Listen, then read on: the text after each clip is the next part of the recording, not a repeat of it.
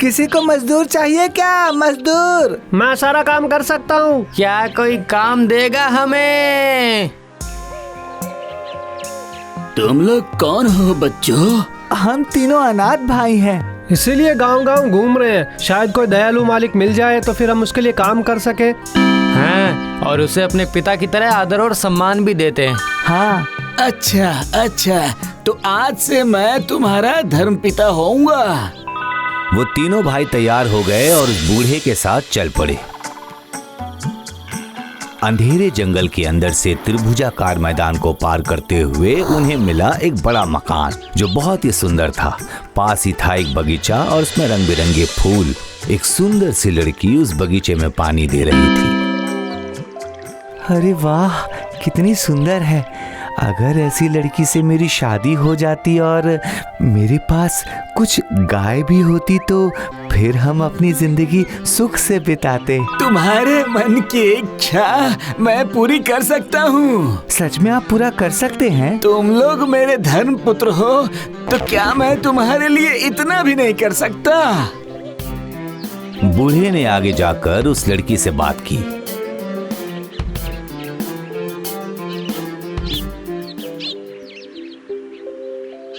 तुम्हारी किस्मत अच्छी है। वो लड़की तैयार है। तैयार है? चलो आज ही तुम लोगों की शादी करवाऊंगा। बस तुम लोग सच्चाई का रास्ता मत भूलना बेटा। हाँ। बूढ़े ने जैसा कहा वैसा ही किया। शादी धूमधाम से हो गई।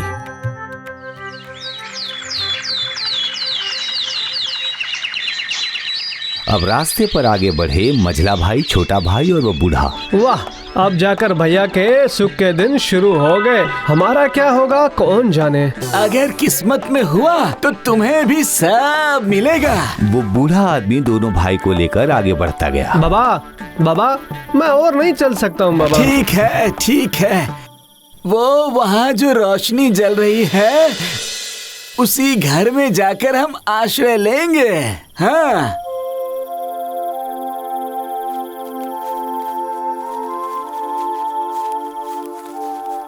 वाह, कितना बड़ा और सुंदर मकान है। हाँ, मकान के बाहर तालाब भी है। और वो क्या है? आटा चक्की। वाह, काश ऐसी आटा चक्की और तालाब हमारे भी होते।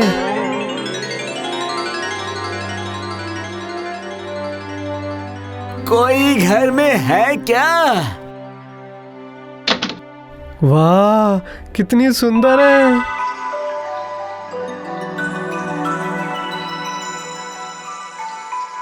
अगर ऐसी लड़की मेरी बीवी होती तो फिर मैं ही आटा चक्की में गेहूं पीसता और खाते पीते सुख के दिन उसके साथ बिताता। जी कहिए। हमें आज रात के लिए आश्रय और कुछ खाना चाहिए।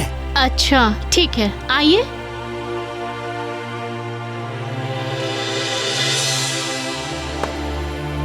बाबा, क्या मैं इस लड़की से शादी नहीं कर सकता? दरअसल वो। क्या तुम्हारे घर में और कोई नहीं है बेटी? नहीं, मेरे माता पिता की मृत्यु हो चुकी है। अच्छा, अगर तुम्हें ऐतराज ना हो तो पिता होने के नाते अपने इस पुत्र के साथ क्या मैं तुम्हारी शादी करवा सकता हूँ बेटी? अगर सहमति हो तो। ठीक है, मैं तैयार हूँ। अच्छा तो मैं कल ही तुम लोगों की शादी करवाऊंगा। और हाँ सुनो, कभी भी सच्चाई का रास्ता मत भूलना। इसी तरह बड़े भाई की तरह ही मझले भाई की भी शादी हो गई और आखिर में सिर्फ धर्मपिता और छोटा भाई सफर में आगे बढ़े।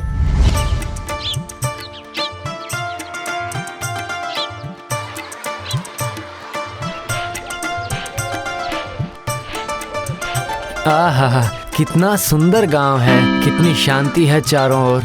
ऐसा लग रहा है कि काश ऐसे ही किसी गांव में एक छोटा सा घर बनाकर मैं रह जाता।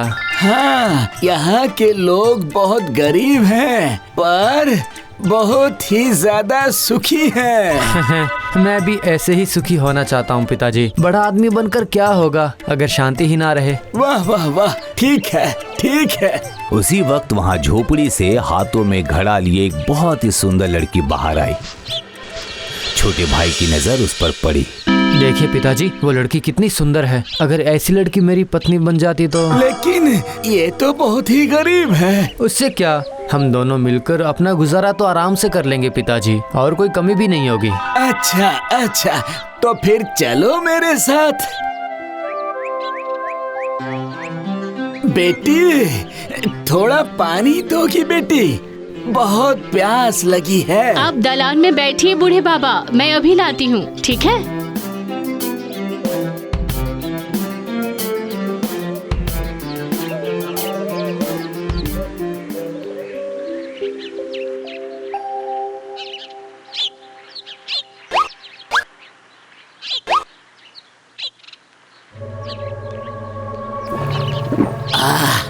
अब जाकर प्यास मिटी बेटी। तुम्हारा नाम क्या है? मैं यशोदा हूँ। बेटी यशोदा, मैं इस लड़के का धर्म पिता हूँ। मेरे बेटे को तुम बहुत पसंद आ गई हो बेटी। अगर तुम चाहो तो मैं अपने बेटे को तुम्हारे हाथों में सौंपना चाहता हूँ। पिताजी, हमेशा खुश रहो बेटी यशोदा, खुश रहो। और तुम सुनो बेटा, सच्चाई की राह कभी मत भूलना, समझे? अब मैं चलता हूँ। इसके बाद कुछ साल बीत गए और इन सालों में बड़ा भाई बहुत ही ज्यादा अमीर हो गया और वो मोहरे जमा करने लगा। मझला भाई भी अपने धंधे में फलने फूलने लगा और छोटा भाई कष्ट से अपना निर्वाह किया करता, पर जो कुछ भी उसे मिलते उससे वो खुशी खुशी अपना जीवन यापन कर रहा था। कुछ समय बाद वो बूढ़ा आदमी तीर्थ से लौटा और अपने तीनों बेटे को देखना चाहा।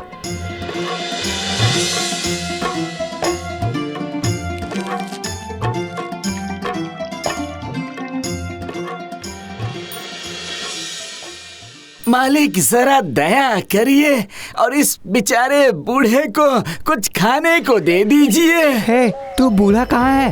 अगर चाहे तो तू कुछ काम करके अपना पेट भर सकता है। चल भाग यहाँ से, भाग। नया घर बनवाया है, भंडार में पूरा सामान भरा पड़ा है, चावल की बोरियां, अनगिनत रुपए, फिर भी एक मुट्ठी भीख नहीं दे पाए।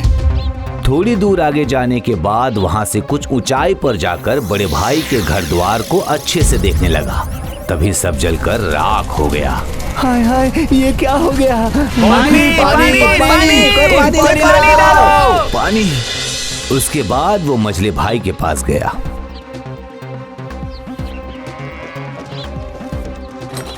सुनो, अच्छे से बोरियों का मुंह सुनो, समझे? बेटा, थोड़ा सा आटा दे दो, पूरा दिन कुछ भी नहीं खाया है। अरे हटो, तुम्हारे जैसे यहाँ बहुत आते जाते रहते हैं। अगर मैं सबको खिलाता रहा तो मेरे लिए कुछ नहीं बचेगा। जाओ जाओ, पता नहीं कहाँ से चले आते हैं। खाली हाथ वो बूढ़ा आदमी वहां से चला गया। कुछ दूर जाकर उसने पहले की ही तरह देखा और फिर आग और धुएं से भर गई वो आटा चक्की। बचाओ बचाओ बचाओ! ओ प्यारे भले इंसान, कुछ खाने को है तो दे दो। पूरा दिन कुछ भी नहीं खाया है बेटा। अजी सुनती हो?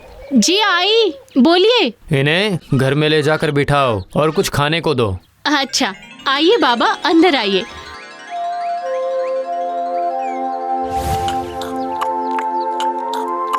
बाबा, आपके कपड़े ना बिल्कुल फट चुके हैं, लीजिए, ये पहन लीजिए।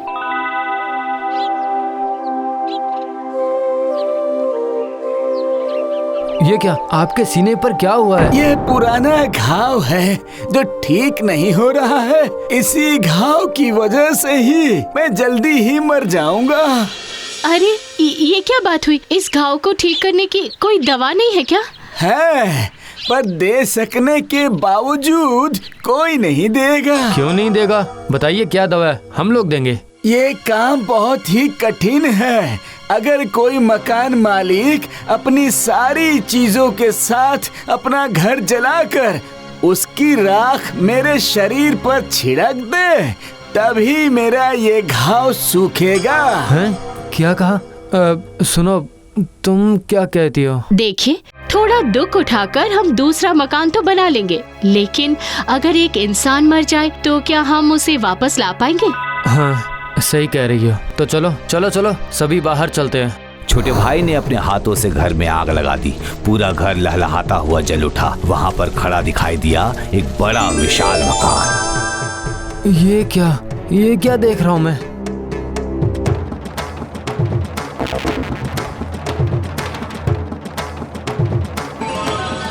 बूढ़े बाबा, ये कैसे हुआ? आपका घाव नहीं है। हैं? बेटा, मैं तुम लोगों का वही धर्म पिता हूँ। बाबा, तुम तीनों में सिर्फ एकमात्र तू ही है जिसने सच्चाई की राह नहीं छोड़ी। सुखी रहो, सुखी रहो। पिताजी। पिताजी।